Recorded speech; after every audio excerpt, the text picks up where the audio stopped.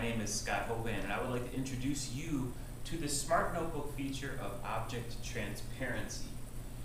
Transparency is found in the Object Properties tab, and when you select a particular item, for instance this circle, I can go ahead and change the object's transparency by sliding this little slider to more and more transparent, and by doing that you see that the object has become indeed more transparent. It has opened up a variety of colors that actually were not there before. You could also get to it by clicking on the Properties drop-down menu of the object itself, and Object Transparency comes up. So you can see we can lighten or change the transparency of both figures and text.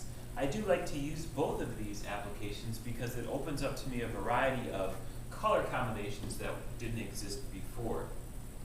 A practical example of using this would be in the construction of a Venn diagram, where I just drew a couple circles and changed their transparency so that now when we overlap them, instead of blocking one another out, we can see the overlapped region, and therefore we could actually complete the diagram representing how two particular similarities exist between two objects.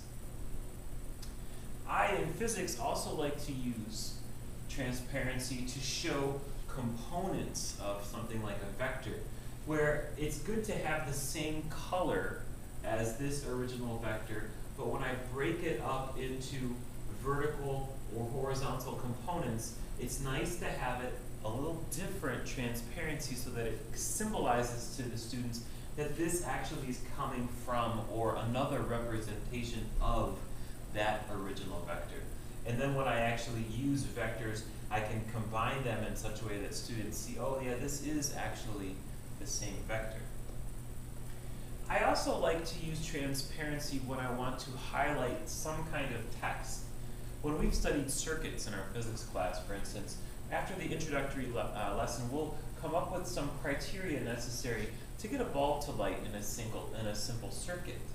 But when I want to come back to something, if we encounter some lesson that really challenges students, I want to maybe highlight one particular area. And I could use the highlighter to do that, but I could also clone this page and actually just make a couple of the other points transparent or more transparent, so they are still there, but your eye is drawn to the bold colored one that still exists. So it's a nice way of highlighting information that you would like to emphasize.